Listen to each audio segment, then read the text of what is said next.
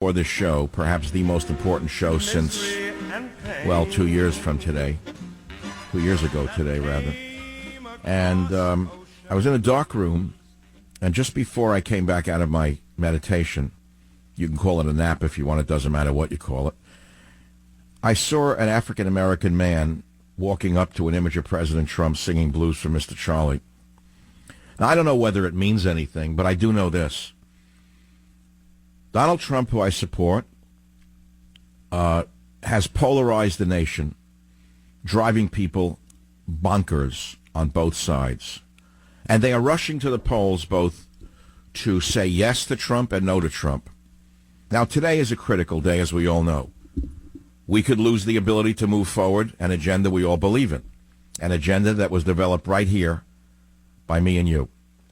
Today I'm putting aside my personal feelings for the sake of the nation, and I'm not going to let the petty, vicious behavior of the Fox News mafia influence my political position.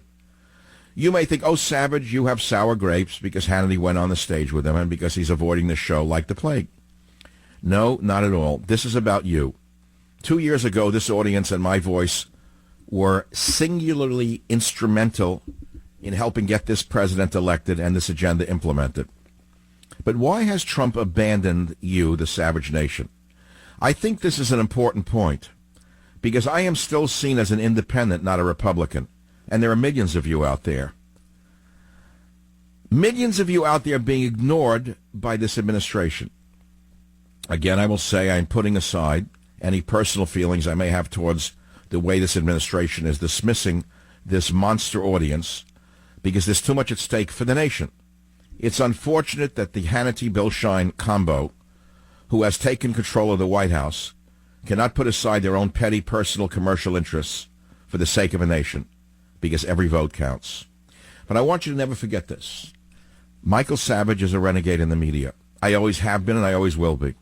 I have never been a member of the Republican media complex. I want you to remember that I was an outcast in the Bush years, while Rush Limbaugh was invited to the Lincoln bedroom and later apologized for having carried water for George Bush. I maintained my intellectual independence. Donald Trump, when running for president, called this show a lot because he needed this audience to hear his message. And this year, nothing but silence. And I understand why. I'm not afraid to call things as I see them. I will not be a doormat like some. To thine own self be true. This election is super important, so I will not abandon this party in a time the country needs them. We kept calling the left-wing news media Pravda for the Democrat Party, which it certainly is. So now we see Fox News becoming an official Republican Party news outlet, a Pravda of the right. This shows you why I'm not on the air there, because I'm not a member of that Fox News media complex. Now you may ask, well, Savage, would you have gone up there if they had called you? And you know what my answer is? I don't know. How about that? But I would think about it and see if it was really necessary to make that move, because I believe my audience needs to hear that we still believe in this agenda. I got an email from a long-term female Republican, lifetime conservative, lifetime Republican, saying this, and I'm quoting now, "They are nothing but carpetbaggers. Classic Republican, rape the nation and steal everything that is not nailed down. Kill the animals, destroy the wildlife, screw the environmental stupid wackos, and laugh at hysterical women. They are Neanderthal, disgusting men." And she's going to vote for them anyway, because the opposition is worse. So where does that leave us? It leaves us exactly where we are. We have only one choice, and that is to absolutely never vote for a socialist Democrat for the sake of the nation. I'm going to take a break. I don't mean a commercial break. We're going to play a little music, take your calls. We got only songs with blue in it today.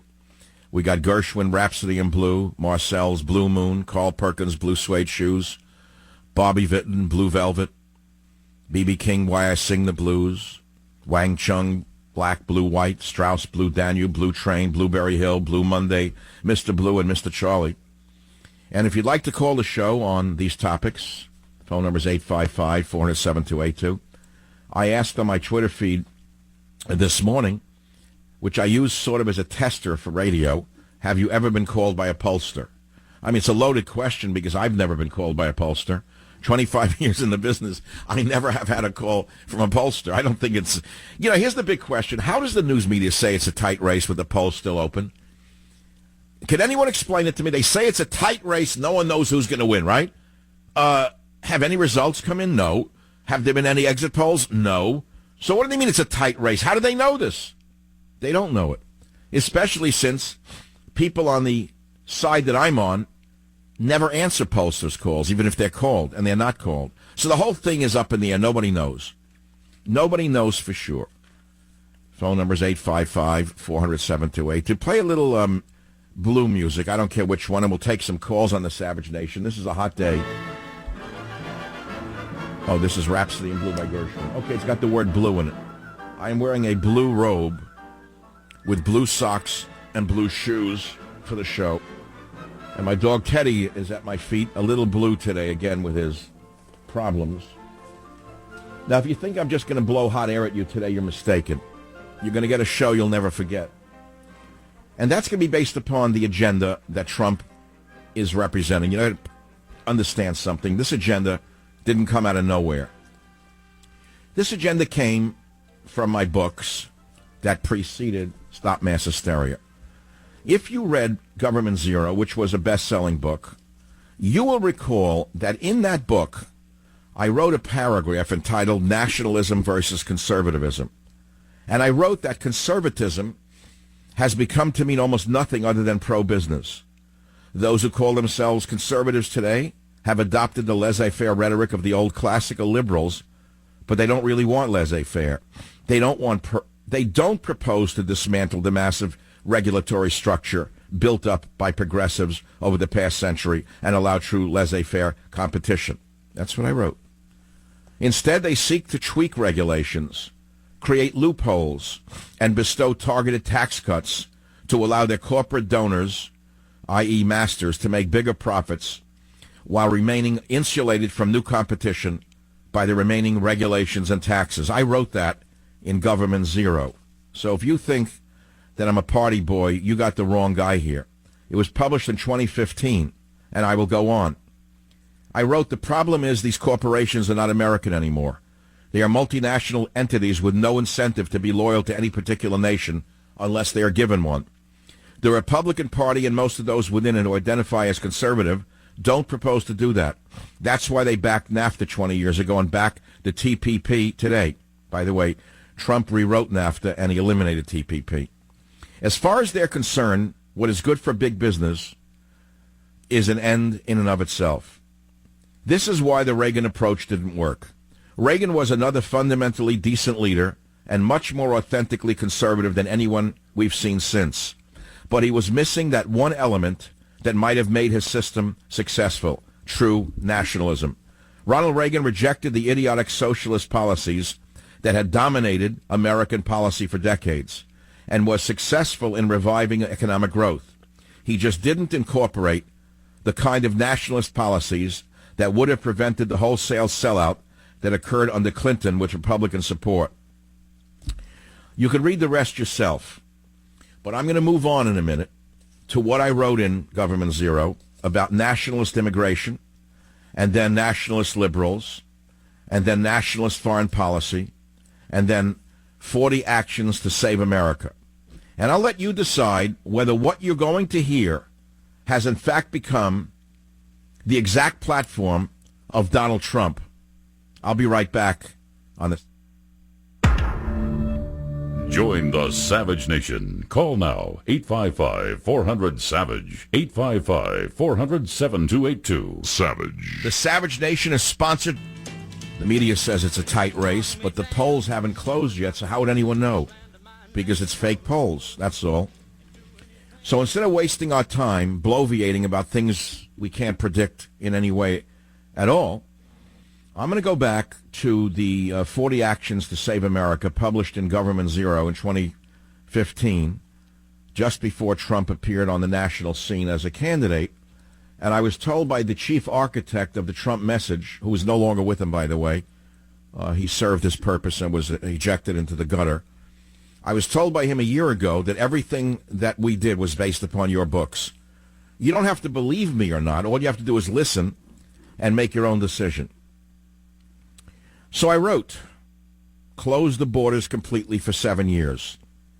I'll just read the headlines. Deport all illegal aliens in American prisons. That would be up to 1/3 of the prison population, which at the time exceeded 2 million prisoners. Repeal the anchor babies law. Oh, really? That was my idea? Well, not solely mine, but it was published when no one of the other geniuses on the conservative side were writing books like this. Repeal the anchor babies law? Really? Isn't that a big issue right now? I wrote, right now, an illegal alien who crosses our border and gives birth has automatically bestowed citizenship on her offspring. This gives an incentive for illegal immigration, not to mention endangering the mother and baby. Number 5, make English the official language of the United States. Mandate English for all legal and political transactions, including ballots. If you can't read English, you can't vote, period. Require all government employees to be able to speak, read, and write English fluently.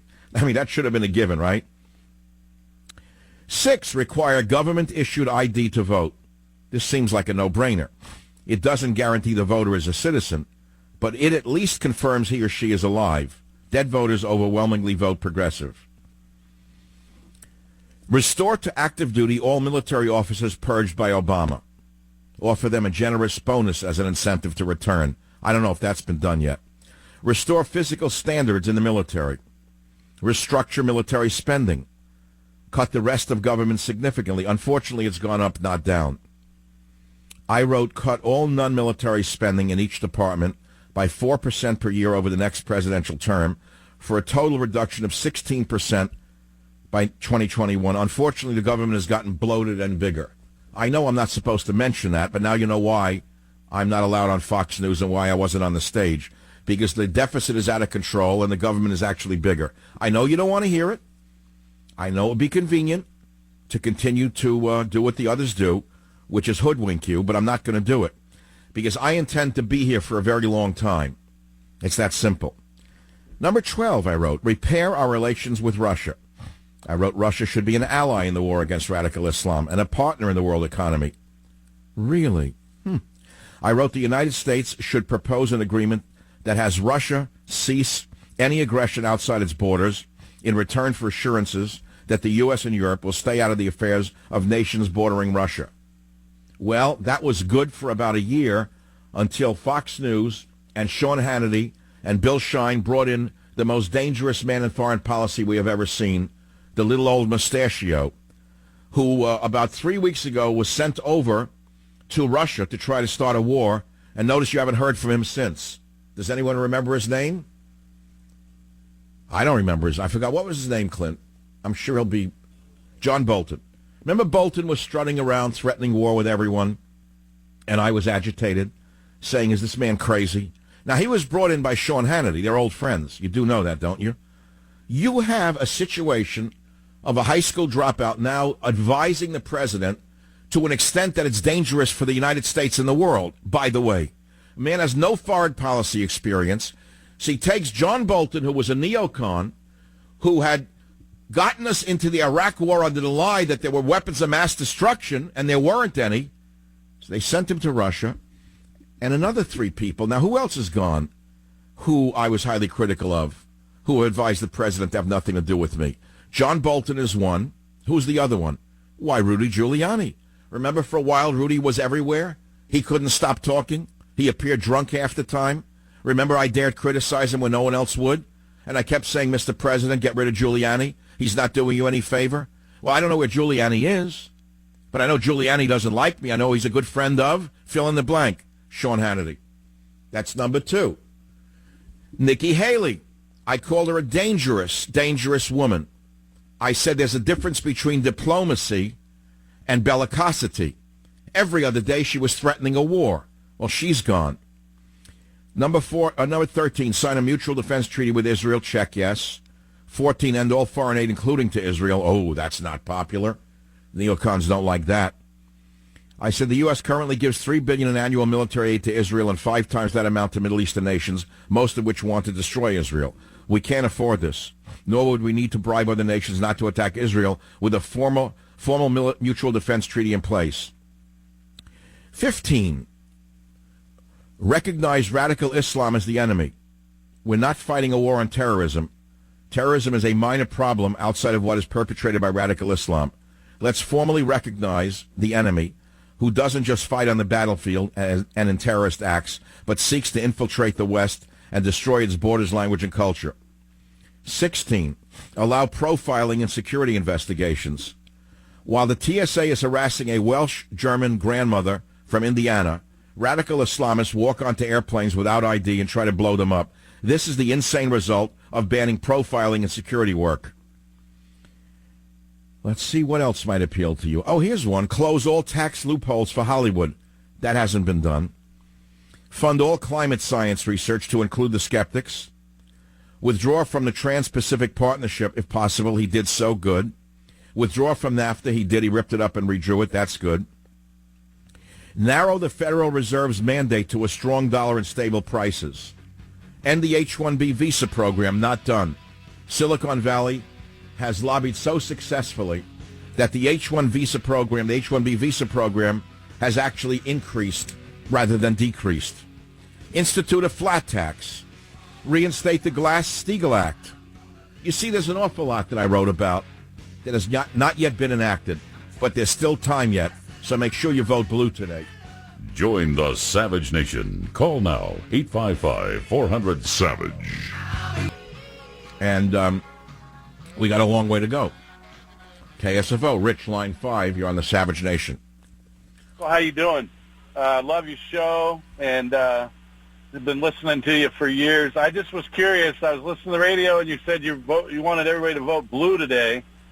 Isn't the GOP red? It was to get your attention. You got my attention, bro. You see? In other words, if I were to just give you the same old humdrum that you're getting, you're just like, all right, that's what... Not one of the actions to save America is something you're going to get from the so-called blues. You're going to get it only from the Republicans if you get it at all, right? That's right. That's right. All right. Well, thanks for listening so intently and knowing the difference between red and... At least you're not colorblind and you do listen. No, I think the real battle, though, is not between conservatives and liberals. It's between globalists and nationalists. And 1,000% true. I will say again, the president himself knows that that's the battle that's going on inside his own administration. And as far as I can tell, the globalists are winning right now. For about a year and a half, the nationalists were winning. And then all of a sudden, there was a dramatic shift inside the inner circle. And guys like Bolton were brought in, and all of a sudden, he became a globalist. I don't know if you noticed that, but I know it for a fact. Well, I'm anti-globalist. I don't want... Well, Rich, they elbowed me out because I am not a globalist. I'm clearly a nationalist. I know you are. I love you, Mike. You're great. Well, I'll keep doing the best I can for as long as I can, and I will continue to talk about 40 actions to save America. I'm going to send you Stop Mass Hysteria if you'll stay in the line. Let me continue, and let me ask you if you think that any of this is something you're going to get from the Democrats. End the H-1B visa program. The answer is neither party will end it. Institute a flat tax. That hasn't happened yet. And I wrote, right now, almost half of U.S. citizens pay no income tax at all, while the other half pays progressively more as they become more productive. This is unfair and counterproductive, and I said there should be a 15% flat tax on everyone, and that would mean everyone pays their fair share, even Bernie Sanders. Reinstate the Glass-Steagall Act. Now, many of you don't know what that is. It's a 1933 law which prohibited commercial banks from also operating as investment banks. Its repeal in 1999 by Bill Clinton was a key factor in the housing meltdown. And I said restore the Glass-Steagall Act. 26, reinstate the Wall Street uptick rule. That's a little too complicated, but not really. This rule required short sales to be made on an uptick or at a price higher than the last traded price when the last movement was upward. It sounds technical, but it basically prevents speculators from driving stock prices down purely for short-term gain. Wall Street provides a valuable service when it capitalizes new businesses, creating jobs and wealth. This rule helped keep it focused on that instead of functioning as a rigged casino for speculators. Now, I want to ask you, what other commentator on the conservative side has talked about that in the last 2 years? Answer, none. None. None. So don't accuse me of what I'm not. And pay close attention to old Doc, because you're going to learn something. Institute tort reform. Frivolous lawsuits and ridiculously disproportionate awards also drive up medical expenses. States should cap medical liability at $250,000 per claim. This is one thing my home state of California did right, and it worked. Eliminate government employee pensions. Oh, is that a minefield? The pension is an outdated concept that never really worked. Virtually no one in the private sector is guaranteed a pension by their employer. Why should government employees receive them? Existing pensions must be renegotiated to reflect economic reality. Number 30, saving a nation with nationalism, government zero. End affirmative action. I said we had a black president, black cabinet members from both parties, a black chairman of the Joint Chiefs of Staff, black CEOs of Fortune 100 corporations, and black billionaires. None of these achieved their success through affirmative action. Affirmative action is racism as defined, as it assumes people of color need special privileges to make it. Clearly, black Americans have proved they don't. It is time to end affirmative action. Limit welfare benefits. End bulk collection of data by the NSA. That's grown under Trump. I'm sorry to give you the truth. Do you understand now? Do you understand that I actually see the whole picture? I don't just see snapshots. I see the moving picture. The NSA was collecting data on every American under Obama. Remember that? The USA Freedom Act reformed this practice, but it didn't go far enough. And yet, data collection by the NSA actually got bigger rather than smaller. Make all state universities and colleges free speech zones, defend freedom of speech against radical Islam, restore freedom of religion in the military, restore religious freedom in schools and business, defend freedom of the press, oppose military exercises in our cities and towns, and that's it. And the epilogue said, don't give up hope. You hear that? Don't give up hope. Don't give up hope. We don't know what's going to happen. No one knows what's going to happen today. That's the beauty of our system. We have secret ballots. In a dictatorship, there are no secret ballots. That's why unions are dictatorships. They try to eliminate secret ballots so they could beat someone up who voted the way the boss didn't tell them to vote. You get it? Now, look, I'm going to take some calls at this time on the Savage Nation. It's early in the show. I'll be with you for another 2 hours and 20 minutes. You know where I stand, and I can ask you some leading questions about the election. What are you seeing at your polling place? What did you see out of the ordinary? Well, on the way to the studio today, for example, I myself drove past the polling place and it said, vote aquí. Now, I don't know about you, but I live in America. I speak some Spanish. I studied it for 7 years. It's a beautiful language. I know some of the great literature of Spain. I kind of resent seeing vote aquí. It sets off a red flag in me. It means illegal aliens are going to be voting, or at least people who don't speak the language. Were you intimidated by the leftist groups outside your polling place? Have you whispered or talked with fellow voters? What are they saying? Do you talk to your neighbors or friends to get them to vote? Have you changed anyone's mind about Republicans or Democrats on this election? Have you given anyone stop mass hysteria? But more importantly, tonight, we're all going to be glued to our websites. We'll be looking at the Drudge Report. We'll be watching television. And what are you going to do tonight if the vote doesn't go your way? What, are you going to throw yourself off a roof? Now, 2 years ago tonight, I had a party at the University Club in San Francisco. I had about 50 friends, private dinner, and we had televisions set up and brought into the dining room. And we watched the returns. We were shocked to see Trump taking one state after the other. We actually were stunned. And boy, were we happy. We don't know what we're going to see tonight. None of us do. And if anyone's telling you they do, they're a liar and a thief of the truth. 855-400-7282. Let's go to WABC. Eric, line 3. Eric, thanks for calling from New York City. What's on your mind? Well, it's great. You are one of the most important people one can hear on television, the radio, or anywhere. I bought practically every book of yours, like you, for my wife. You're correct in knowing the difference between an American conservative and a nationalist. The conservative is just another type of businessman who doesn't care about his country. The nationalist does. Thank you. And yes, it's a very important distinction that has been lost on people who are just dealing with slogans rather than thoughts. Because they've inculcated us into believing if you are a nationalist, you're some form of Hitlerite. Thank you. That's the problem. The vanquished lost, so they have an emblem to show. You've got to be. They don't know how to distinguish. If you're for the environment, they think you believe in climate change, and they don't understand that maybe people like us, if I may say, intellectuals like us, may even listen to someone who's not of the right but has something true to say. Now, I listened earlier today to another chap.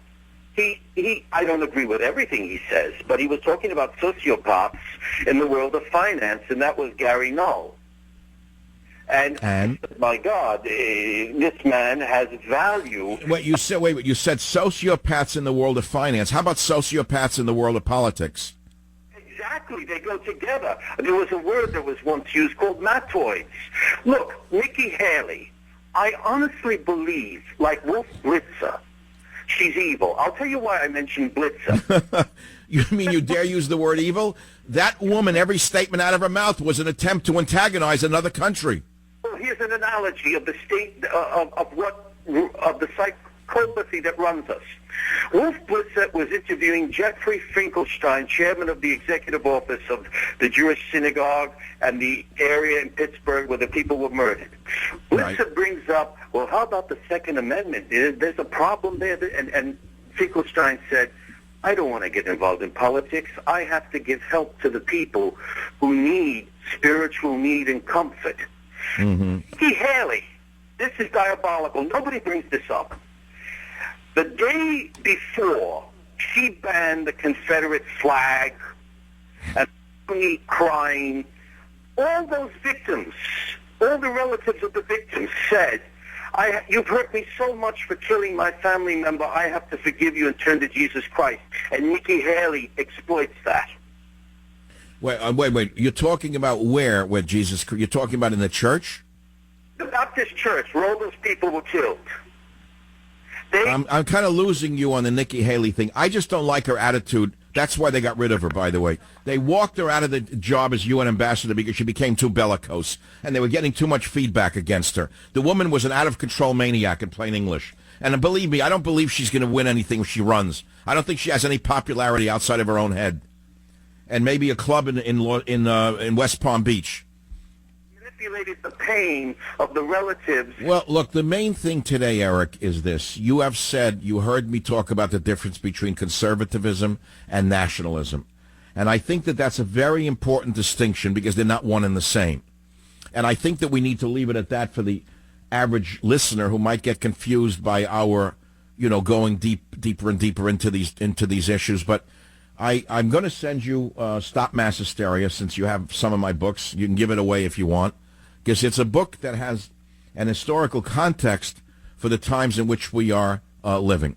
There's one thing you should know about this election tonight. If you know nothing, there's one thing you should know. It's all about Trump's agenda and Trump himself. He has polarized the nation, and there are people flocking to the polls in record numbers, both to vote for him and vote against him. In essence, he has made it about himself.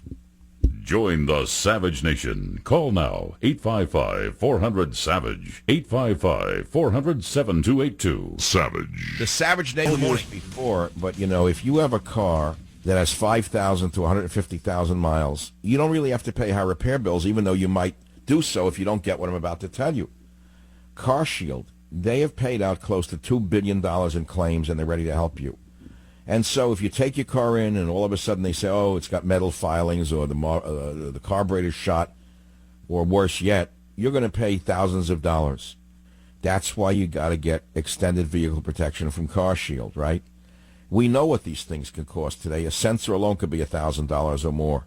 But you also get 24/7 roadside assistance, a rental car while yours is being fixed for free. So you can save yourself thousands in future car repairs, get covered by the ultimate and extended vehicle protection. All you have to do is call 800-CAR-6100, 800-CAR-6100, and please mention code SAVAGE or go to carshield.com, again, code SAVAGE, and you'll save 10% on their policy. You can't do without it. That's carshield.com, code SAVAGE, or call 800-CAR-6100 and mention code SAVAGE. A deductible may apply. And I'll tell you what else may apply today. All 435 seats in the House, 35 Senate seats, and 36 governorships are up for grabs today. And the pundits are saying the Trump agenda is at stake as voters decide control of U.S. Congress. Now, I'm going to ask a question that goes beyond the election, because tomorrow is a whole new world in America. What if there is a landslide in favor of Trump? Because it's about Trump. No matter what he may say, we all know it's about him. People hate him or love him. It's that simple. There's no one in between. He's either loved or hated. It's either his agenda is loved or hated. It's a polarizing time. So tomorrow, let's say there's a wave of support for Trump and his agenda. What does he have to do, in your opinion now, to bring Americans together? What if it's the other way? What if there's a tremendous blue tide, God forbid, and the Democrats have a huge victory like we never saw in our life? What would Trump have to do to unite this nation? Because remember, he's going to be president for at least 2 more years, hopefully longer. His job is to unite America tomorrow, not to fight America tomorrow. His job is to unite America tomorrow, not to ignite America tomorrow. His job is to unite America tomorrow. I mean, I could keep doing rhymes for you, but I'm not a rap star. It's to unite, not to ignite. And things have to change tomorrow. So what does he have to do tomorrow? Let's say his victory is clear and his agenda wins. There's still 50% of the country that's alienated. Do you understand that? What do you think? They don't exist? You know, I hadn't gotten into, in my monologue, did I give you in my monologue how a 20-year-old views? Did I get to that today? I don't even know if I did it. I don't think I did it. What if you were 20 years old and you were going to vote? How would you look at America? And who would you vote for? You definitely would not vote for a Republican. Believe me, a 20-year-old doesn't know what it means to say small government. They don't even know what that means. All they know is they get free health care and free other stuff if they vote for a Democrat. So you have to understand how people see America outside of your own head. Join us. Since God created this earth, right? In some ways, yes. In some ways, no. I'm a little bit cynical about the hysteria. But nevertheless, people are flocking to the polls because the president has polarized the nation, and it's either a vote for him or against him, in plain English. Whether that should be or shouldn't be, that's the way it is. And make no mistake about it, that's the way it is. No matter which way you want to spin it, it's either a vote for his agenda or against his agenda, which means it's either for Donald Trump or against Donald Trump. In some ways, it's sad that it's not about anything else, by the way, but that's what it's about. Now, I am a renegade. I always have been. I've never been a member of the Republican media complex. Never forget I was the only member of the conservative media who was an outcast in the Bush administration because I was not a Republican. And while Rush Limbaugh was invited to the Lincoln bedroom, he later apologized to you for having carried water for the administration. I have always maintained my intellectual independence. When Donald Trump was running for the presidency, he called the show a great deal because he needed this audience to vote for him. And this year, nothing but silence. And I know why. I'm not afraid to call things as I see them. I will not be a doormat like some. To thine own self be true. But this election is super important to what I believe in and for America. So I will not abandon this party in a time the country needs them. But we face a great danger today as more young people than ever are heading to the polls. Now, why is that a danger? I want you to think about it. If you were a young 20-year-old, not brainwashed or stupid, let's not every time you say young, say they're idiots or snowflakes and giggle, snowflake. I was 20 years old. I was never a snowflake. If you were a young 20-year-old and you were not brainwashed or stupid or not a snowflake, but if you were just starting out in life and you didn't have much, let's say you have a job, 2021, why would you vote Republican? Because of the free market? Because of small government? You don't even know what that means. I will tell you what they think. They see a Republican Party that offers them personally nothing except generic statements like they're going to protect the border when the young people don't even care about the border. The RNC offers platitudes like smaller government, when in reality the government has grown greater than it was under Obama. The Republicans offer lower taxes. Well, if you're a young person in a low tax bracket, you're not paying anything anyway. So taxes don't mean anything to the young. And then on the other side, the Democrats come along and offer you free college tuition, free health care, fairness to minorities, as you've been taught that minorities have been mistreated in America for years. That sounds good to you if you're young. Republicans to you only seem to hate everyone. They hate the environment. They hate wildlife. They hate what you perceive to be innocent, poor people fleeing poverty in Central America, coming in for a better life like all of our ancestors did. And you don't understand why they hate them. That's what a 20-year-old thinks. Irrespective of what you want to believe they think, that's how they think. Now let's go to minorities. How do minorities see the Republicans? Well, yes, the economy is better than ever, but they still don't like them. Why? Because the media has lied to them for 2 years. Study after study shows over 90% negative coverage of this administration, including a Harvard study. The young people have bought the big lie that they've been told over and over again, that the Republicans don't like minorities. Now, today is a bellwether for America. Already the signs are bad for our side. There are reports that we could lose many governorships and some in key states like Florida. And the Hannity-Bill Shine combo has set a dangerous precedent last night when Hannity appeared on stage at the Trump rally after saying he would not be on stage at the Trump rally. Now, what's fake news here? Have you ever seen a commentator on stage with a president during a campaign rally before? No. What message does that send? If you think I'm wrong and I'm jealous, you're mistaken. Fox News itself has admonished him for crossing that line and not listening to them. To be true to myself, I must tell you that since the Clinton administration, I have been saying beware the government media complex. I will repeat. I gave a speech in 1999 at the Commonwealth Club, beware the government media complex. But this is a red line that was crossed last night. As far as I know, it was unprecedented. It did not even happen with Obama, who the media worshipped. The new boss at Fox News, Lachlan Murdoch, one of the sons, specifically ordered Hannity not to go on that stage because it would give Fox News a black eye, but he went on stage anyway. Where does that leave Fox News? I don't know. I'm not running it, but I know one thing. There's a golden rule. You know what the golden rule is, which I learned many times in my life? He who has the gold makes the rules. I remember once I had trouble. I don't know what I was doing at the time. I was teaching or something. I was very unhappy with the management.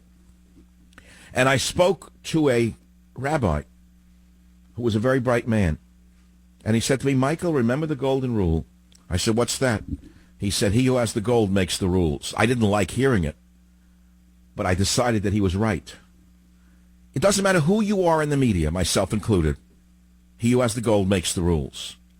All of us work for someone else, whether we work directly or indirectly. We speak and we appear at their pleasure. They own the platform. They're like a theater owner with a stage and with the seats and with the curtains. And if you keep defying the theater owner, they will throw you out of the theater and give you a payout. Just ask Bill O'Reilly. Ask Bill O'Reilly what happens when you defy the ownership of a network. And so you will see things happen very soon that you're never going to expect.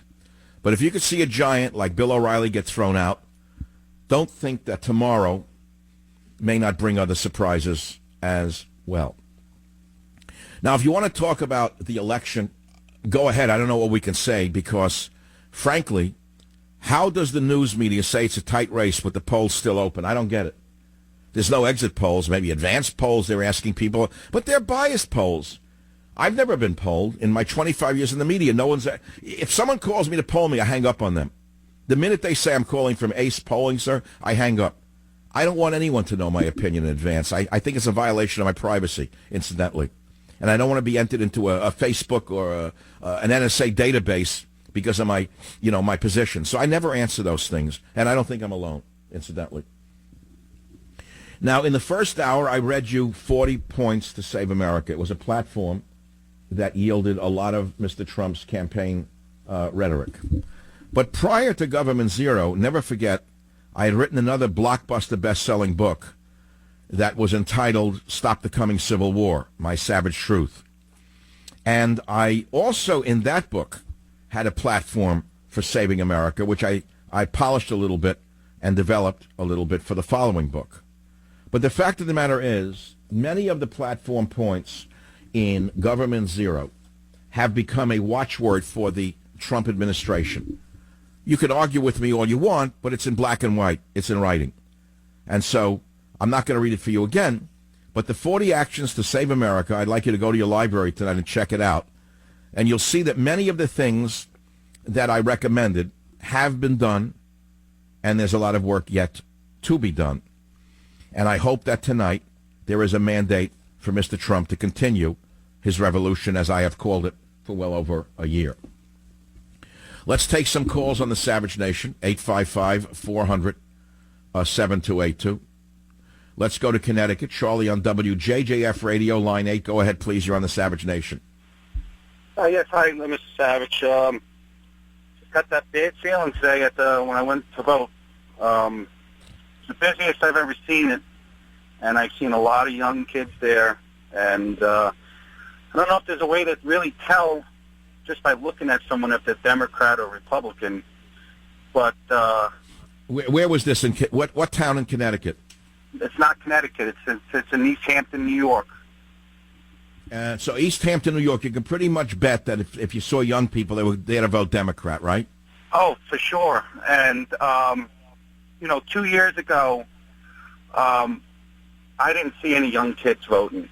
And all right, so the Bernie machine, the Bernie Sanders communist Marxist machine, has animated a lot of college kids to vote, is what you're seeing.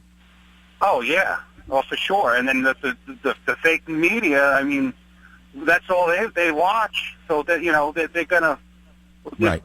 You go to any airport and all you watch are the liars on CNN. Every airport in the country. How do they have a lock on that? How is that possible?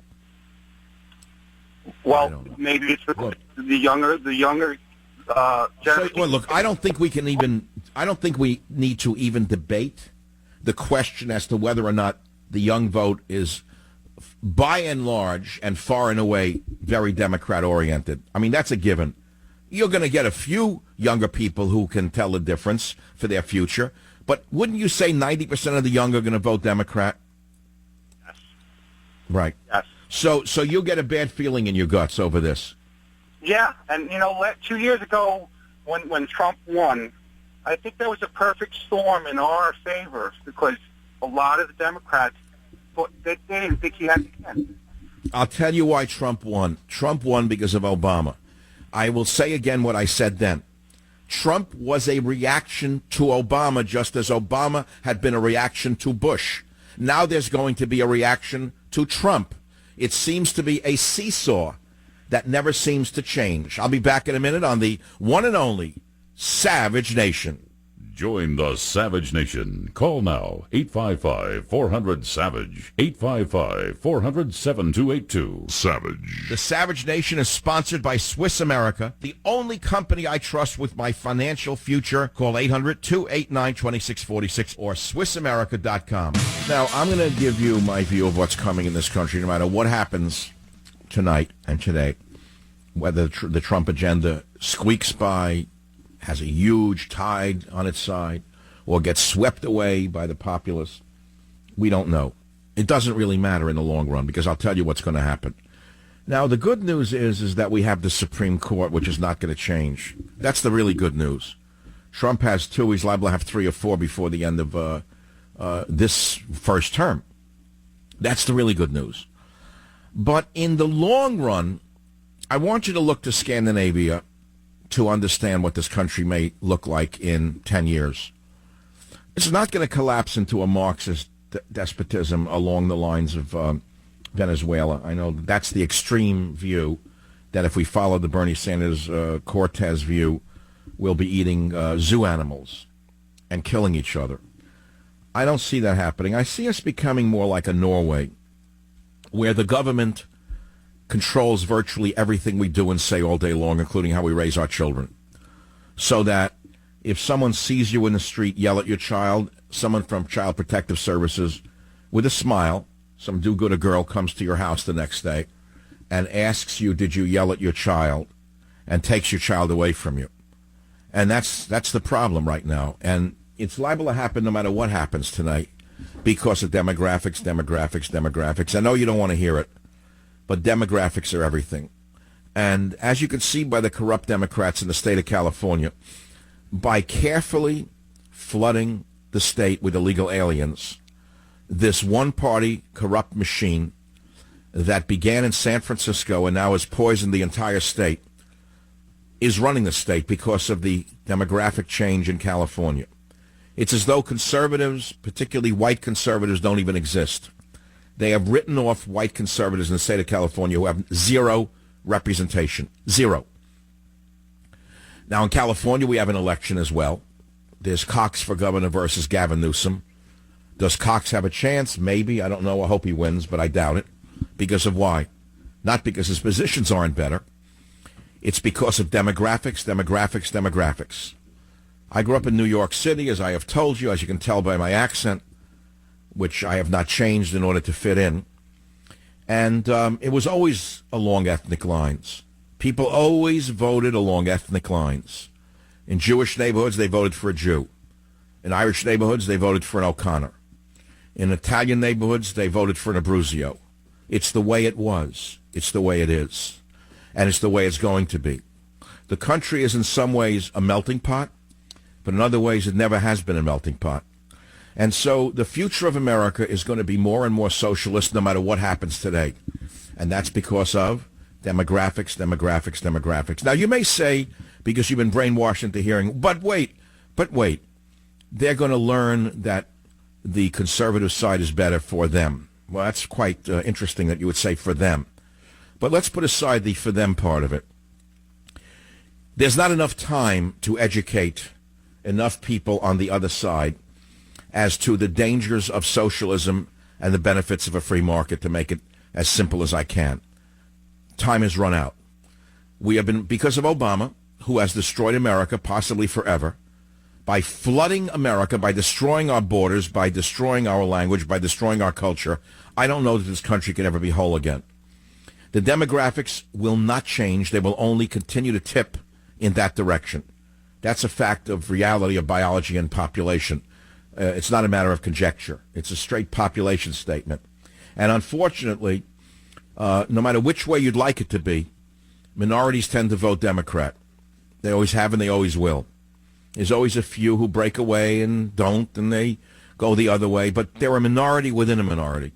The majority of minorities always vote Democrat, socialist, for reasons you can pretty much understand. The phone number here is 855-400-SAVAGE, 855-400-728. I'm trying to make this a show of meaning today because I think it's the most important show since the show of 2 years ago, Election Day, when Donald Trump called this show because he needed the votes primarily, as I was told later, in Florida. The show was heard in 3 or 4 or 5 stations in Florida. They needed that vote, and the pollsters, his internal pollsters told him to call the show. We actually have the tape of that call. I wouldn't play it for any reason that's really important. He sounded defeated, by the way, on that day. I don't know if you remember. He called. He almost sounded like he thought he lost, that they lost. That he lost, rather. Fortunately, he didn't lose. And, of course, the rest is history. Shortly after his victory, things happened. And now things are happening again. And the tide is going in and the tide is going out. And the fact of the matter is, today is a big day. Tonight, I doubt that anyone listening to this show will go to sleep early. I know we'll all wake up tomorrow with a whole new world to look at. Either it will be a mandate against or a mandate for, not the agenda, but the man. Whether you want to accept it or not, it's about the man, not the agenda. Join the Savage Nation. Call now, 855-4... Savage reviews a plethora of mass hysteria events and ties it into today's hysterical antics and vile tactics of progressive activists and their elite political leaders.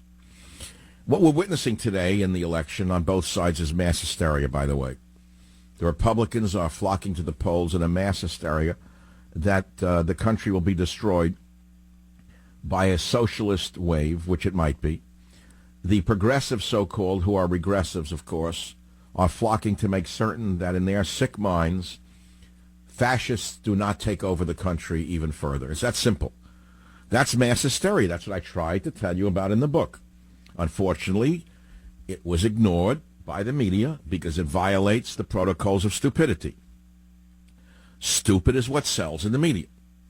The more stupid it is, the simpler it is, the wider the audience.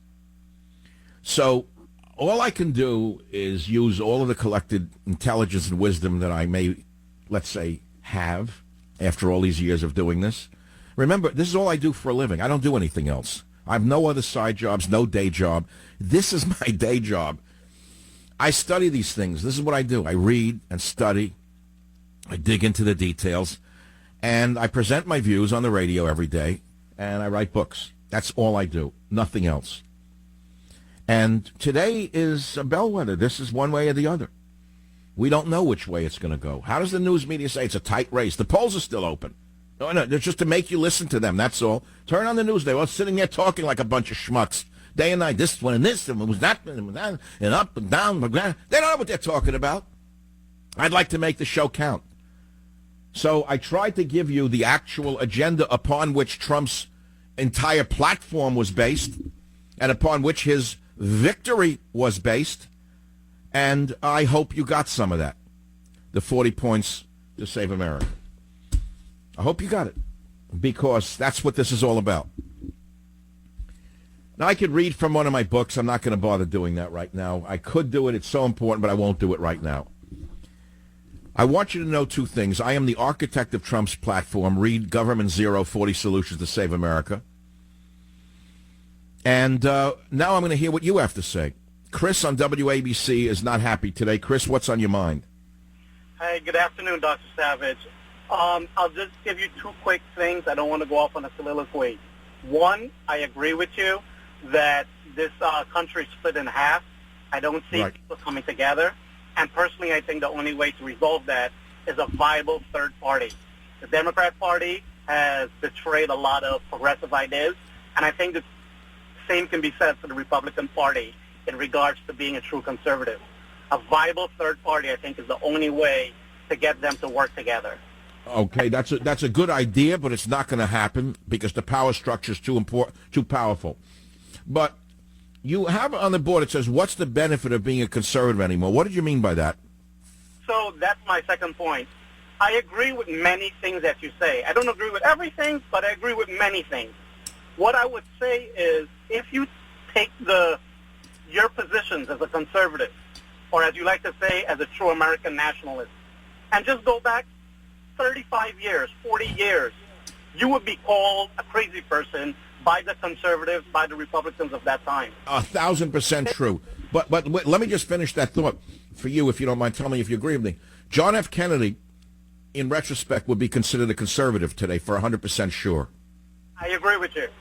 And that is my point. I would say over the course of time in America, the society naturally is becoming more liberal. So just in general, to be a conservative, it's a losing battle, if you understand what I'm trying to say. Well, I put it another way, which is demographically it's a losing battle. It doesn't mean idea-wise it's a losing battle.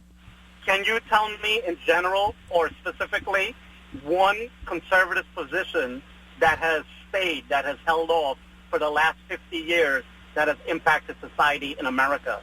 I think that if you were a conservative 50 years ago, your beliefs have been eroded away, that a conservative today could not be a conservative 50 years ago.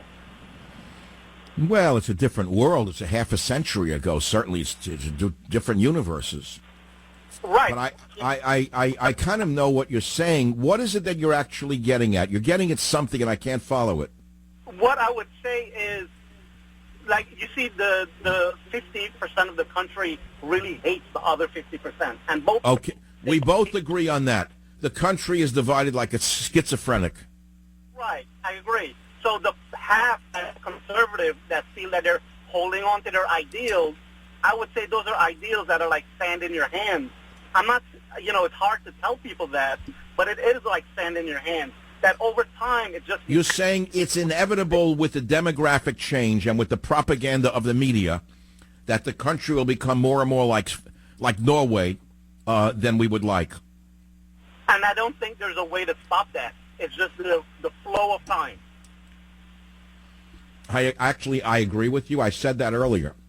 Now, no matter what happens today and tonight, even if there's a huge sweep for Trumpomania or the Trump agenda, whichever way you want to put it, in the long run, it doesn't matter.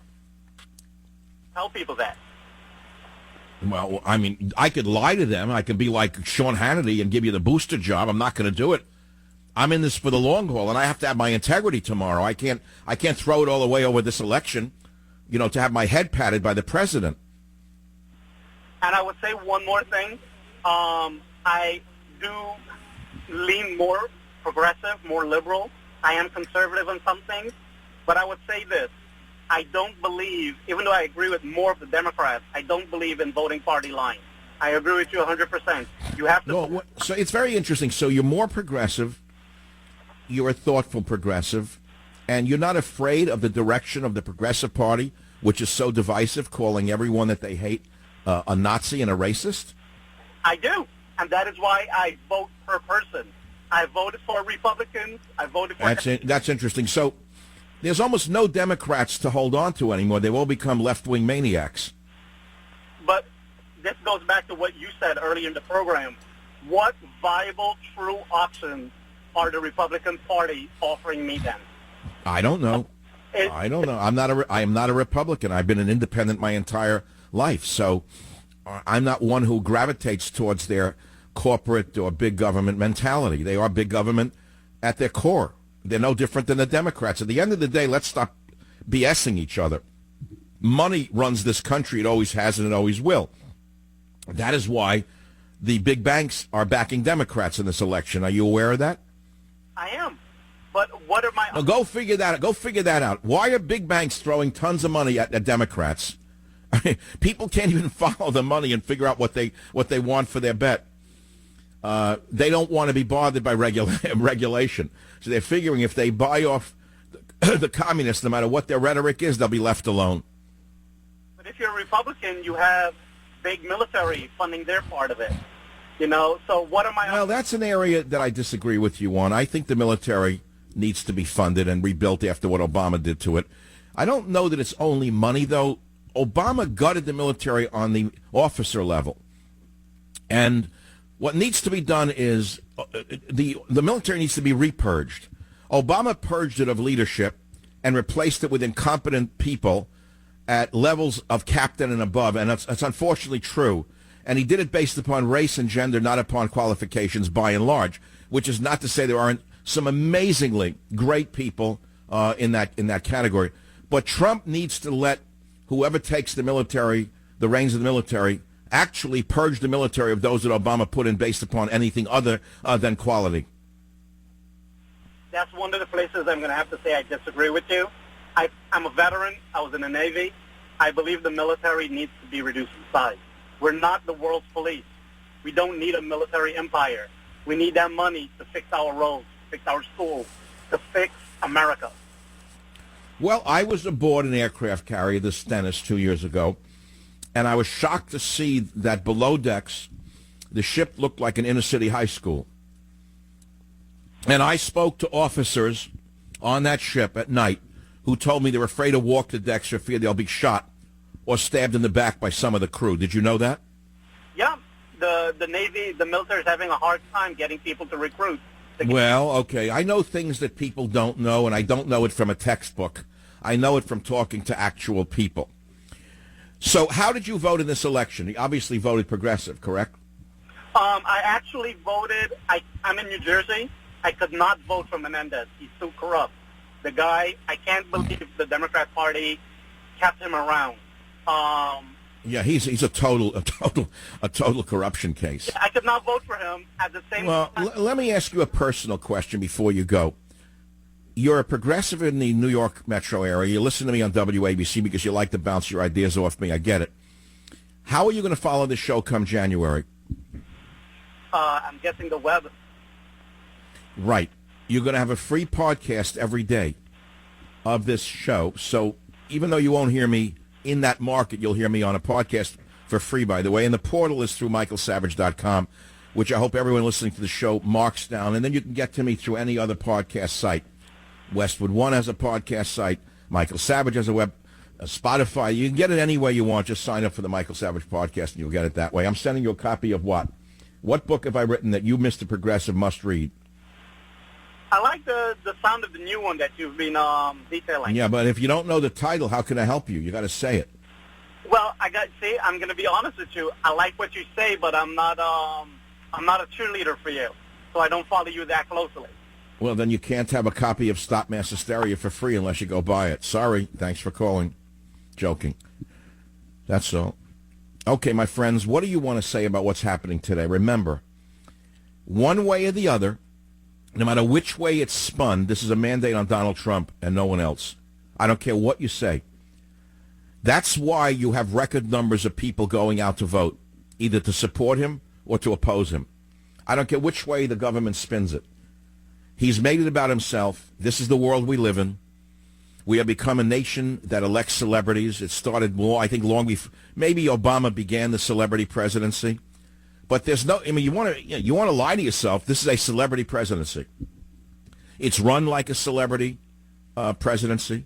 It is a celebrity presidency. Lucky for us, though, his agenda is our agenda by and large. That's all you got to know. There are problems, though. And I'll give you the two problems that nobody will ask. Ask Rush Limbaugh why he didn't ask these questions. Why is government spending out of control? Why are more illegal aliens coming over the border than ever before? I mean, despite the rhetoric, what do you want me to say? I don't know reality? Years ago, when Obama was president, all we heard was deficit spending, deficit spending, deficit spending. Our grandchildren will have to pay for it. Don't you remember those years? You remember those years? Jim, Clint, you remember those? Deficit spending. Deficit spending. All Democrats do is tax and spend. Well, now we have an administration that spends and spends. Who's going to pay for it? We have a runaway inflation. Do you understand that under the surface? That runaway inflation is waiting to explode like an illness that has been suppressed with drugs. Join the Savage Nation. Call now, 855-400-SAVAGE, 855-400